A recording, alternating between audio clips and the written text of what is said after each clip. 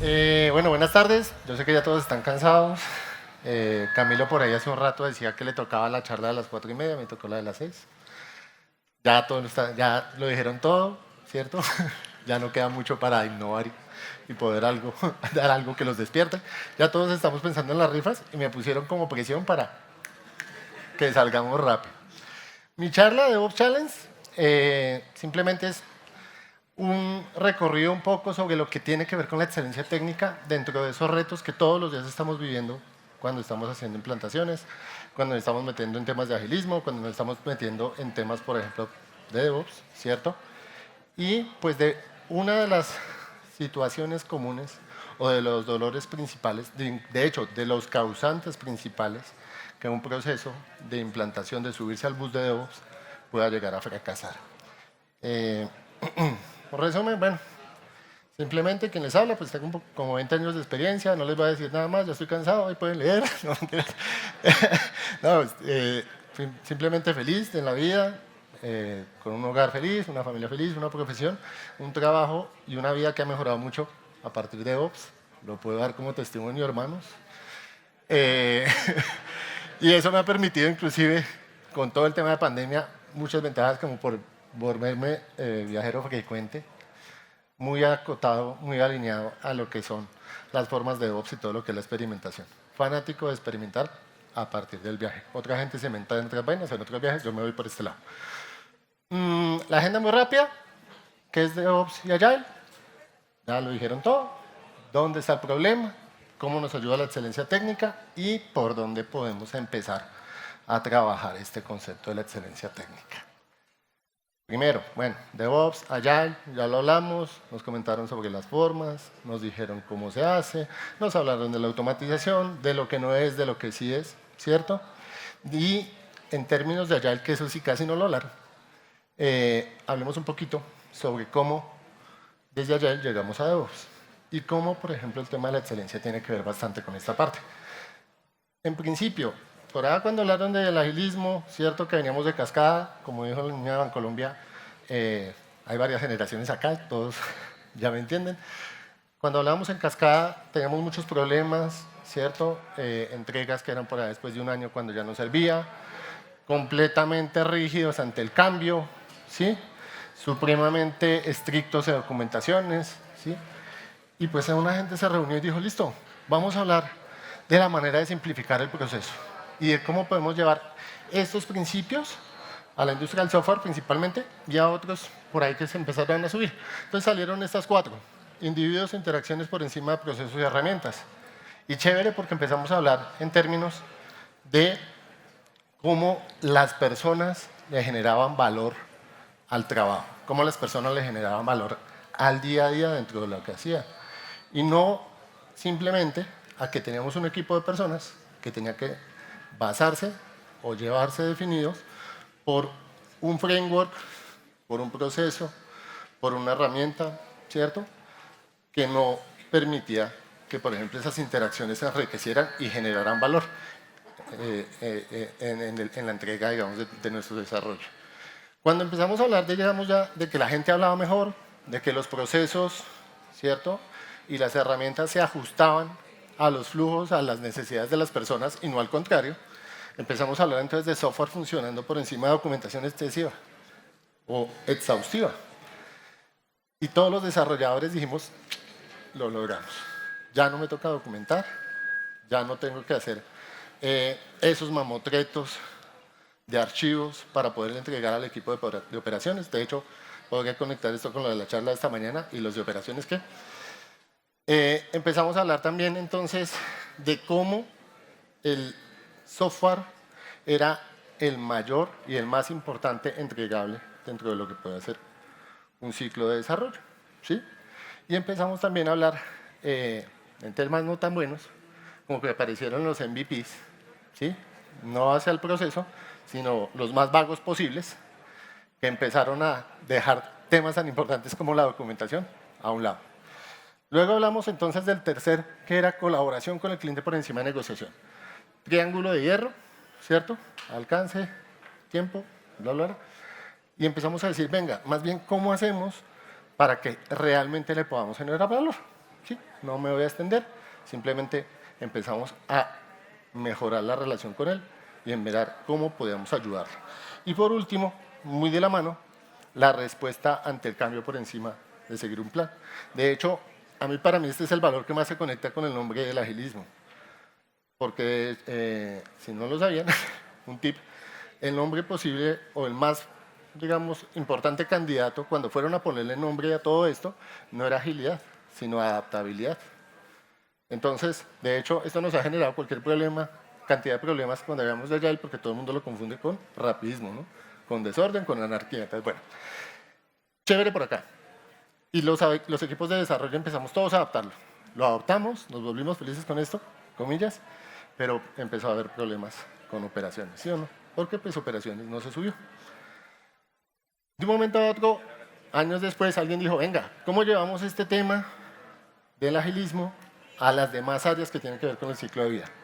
Entonces dijeron, bueno, hay un concepto que se llama el muro de la confusión, todos lo habrán escuchado, que era esos hilos y esas divisiones que existían justamente entre el equipo de desarrollo y el equipo de operación.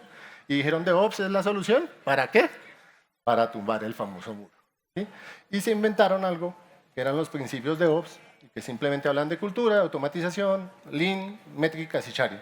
Cultura, simplemente como la forma de trabajar de todos, automatización, que ya lo han dicho ya hasta el cansancio, cómo hacer más eficientes, cómo hacer más seguro nuestro trabajo, cómo tener procesos repetitivos, ¿cierto?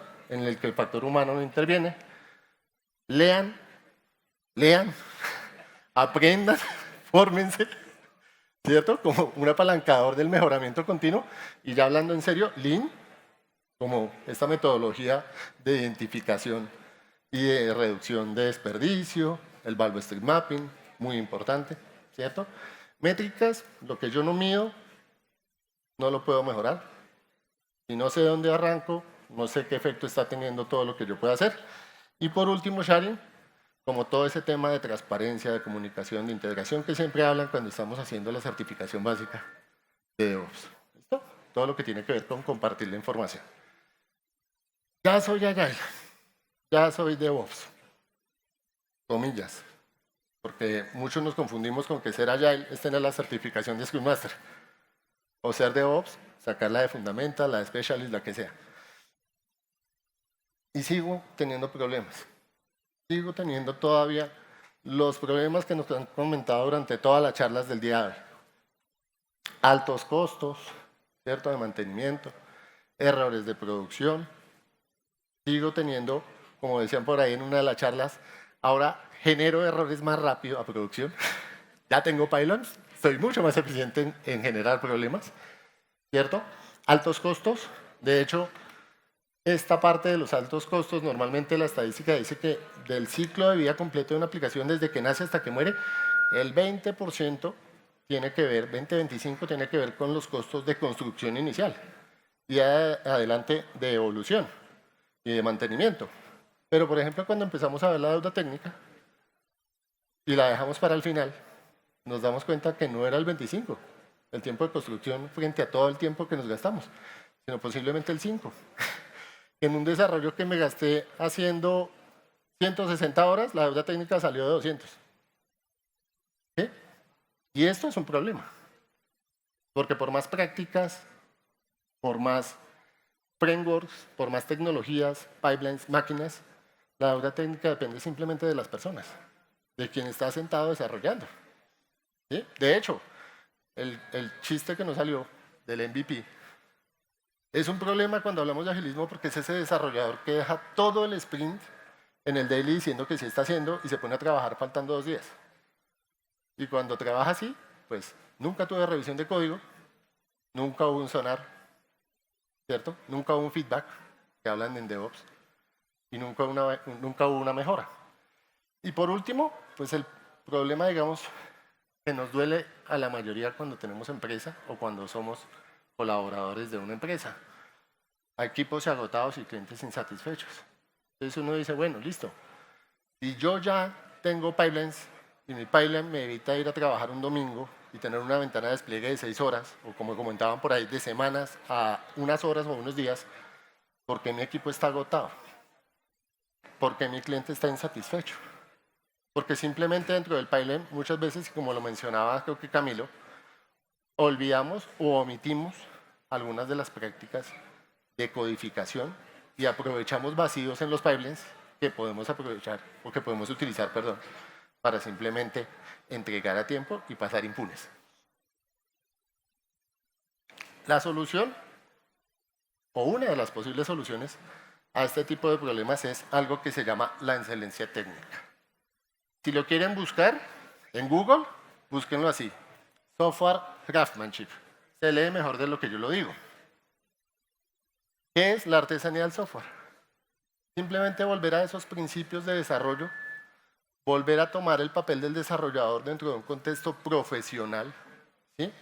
En el que las actividades o las prácticas no son imposiciones, necesidades, quality gates, que un proceso, que una herramienta o que un líder me está obligando a cumplir, sino que son temas que yo debería estar haciendo dentro de mi día a día.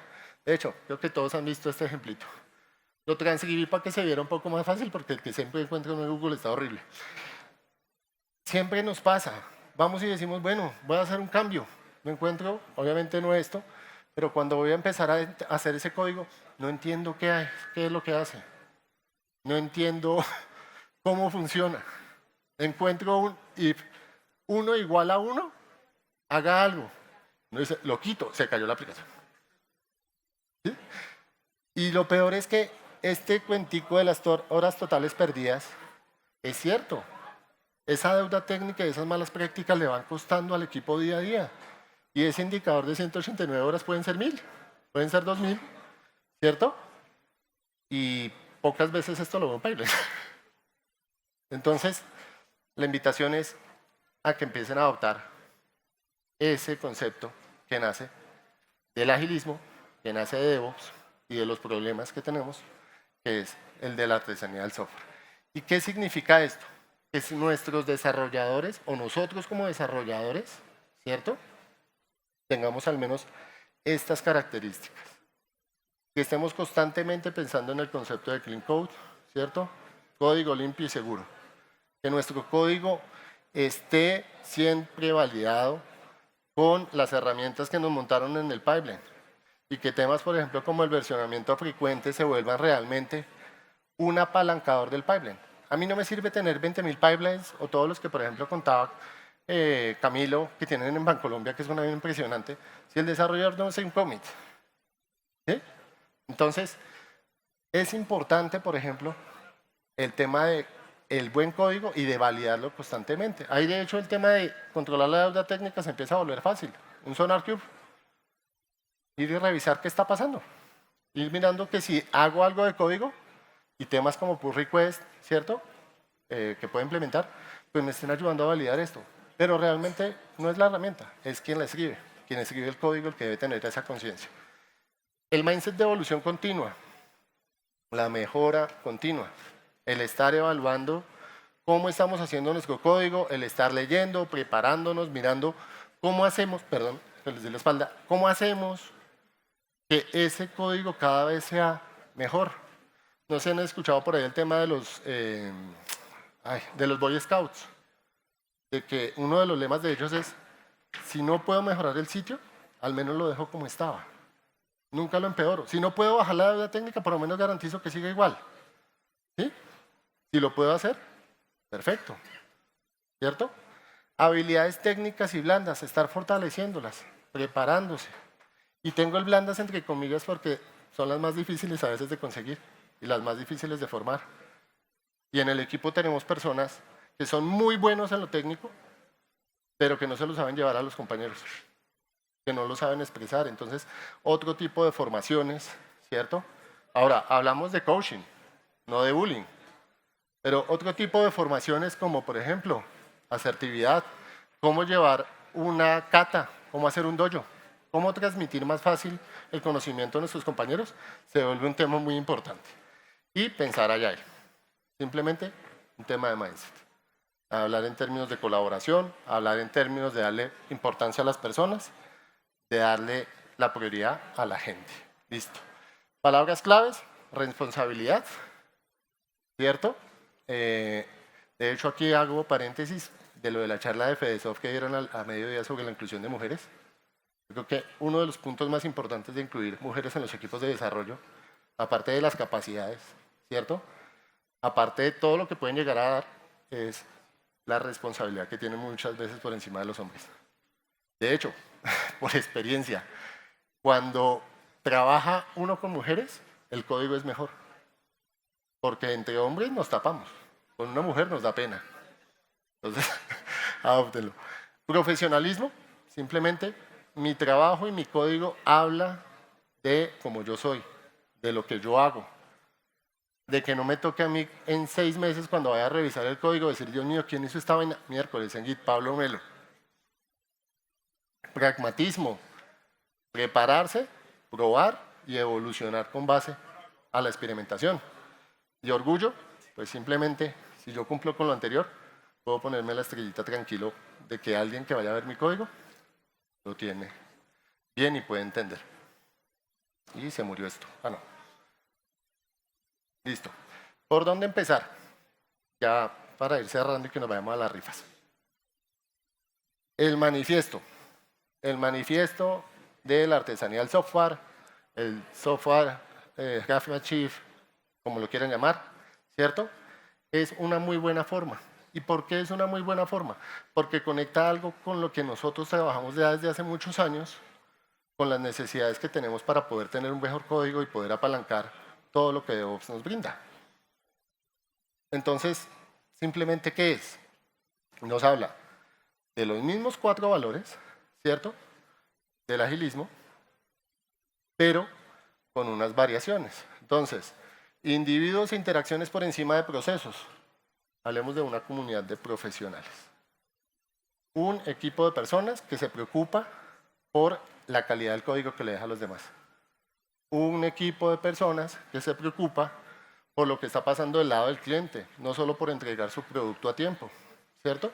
Un equipo de personas que constantemente se está preparando, está apalancando el conocimiento entre los demás compañeros, está involucrando, como dice DevOps, a todas las áreas, ¿cierto? Y está haciendo partícipe de la responsabilidad a todo el equipo. Y dentro del contexto de responsabilidad, pues también de todos los éxitos que puede llevar una buena implementación, por ejemplo, de DevOps. Software funcionando por encima de documentación exhaustiva, por software bien hecho. Si yo tengo un software bien hecho, si yo tengo un software que su código fuente es entendible y legible por cualquier persona, debo empezar a bajar la documentación, ¿cierto? Si yo tengo un buen software que, por ejemplo, permite que los procesos de integración y despliegue continua se den constantemente y correctamente, pues estoy apalancando que ese software sea exitoso en muchas formas. Si yo tengo un software que, por ejemplo, esté hecho pensando en la deuda técnica, en el clean code, pues yo tengo un software que en producción va a comer menos máquina, porque tiene ciclos de máquina óptimos y no los que se tienen que ir a mirar, por ejemplo, ifs que nunca llevan a nada o que siempre entran al mismo if. ¿Sí? Entonces, software funcionando sobre documentación. En colaboración del cliente, con el cliente por encima de negociación contractual. Súper importante. Y ahí sí, como charlas por ahí o películas, aprender a decir que no. ¿Por qué? Porque nuestro cliente pues es nuestra razón de ser. Pero muchas veces esos temas contractuales, las necesidades del cliente, nos obligan a nosotros a omitir etapas del proceso. Nos llevan, por ejemplo, a quitar actividades o prácticas que deberían ser parte de nuestro día a día como desarrolladores, como las pruebas unitarias. Y que simplemente el día que yo cambie un módulo y afecte otro, ahí sí vamos a ser los malos. Entonces, uno le puede decir que al cliente que no, siempre y cuando la razón sea la calidad y lo sepamos explicar y lo pueda ver. ¿Sí? Si yo le digo que no voy a quitar el tiempo, que no le puedo entregar más rápido porque tengo que hacer las pruebas y cuando voy a revisar pues resulta que las pruebas unitarias nunca se hicieron y omité la carpeta, pues eso también es feo. Y por último, la respuesta ante el cambio por encima de seguir el plan. Agregar valor constantemente. No es solo estar pensando en adaptarme, ¿cierto? No solo estar pensando en entender, por ejemplo, que si yo le estaba haciendo un MVP, si yo le estaba haciendo una aplicación dentro del sprint y me salió una nueva regla de negocio, sector financiero, sucede todos los días, pues yo no puedo decirle simplemente que no, que ya se quede con eso, ¿cierto? Pero, por ejemplo, cuando yo estoy hablando de cambiar el plan, sí puedo llevar temas todos los días que a él sí le van a importar y va a decir que sí siempre, como por ejemplo mejorar ese código fuente, como por ejemplo apalancar nuevas prácticas dentro de mis pipelines. Y hoy en día simplemente tengo un análisis estático, pues generar valores, por ejemplo, incluir ahora sí, como mencionaban, etapas previas o en etapas tempranas, seguridad, ¿cierto? El poder, digamos, analizar mi código con una herramienta e identificar vulnerabilidades y no que me pase 2 días antes de salir a producción. El tener pruebas funcionales automatizadas y ponerles encima una capa de pruebas de seguridad, ¿cierto? Un análisis dinámico. Eso, digamos, también es muy importante. Y ya, digamos, como para ir cerrando, como les prometí, pues ya la mayoría lo han dicho, no quería quitarles más tiempo, una frase final. La atención continua a la excelencia técnica y al buen diseño mejoran la agilidad. Para los que estamos pensando en temas de agilismo, los que estamos montados día a día en la forma de generar valor, en la forma de trabajar mucho más cohesionado con el cliente, en la forma de lograr mejores resultados como equipo, hacerle mucho énfasis al buen diseño, a la excelencia técnica y todo lo demás se va a dar mucho más fácil. Muchas gracias, ojalá se ganen las rifas.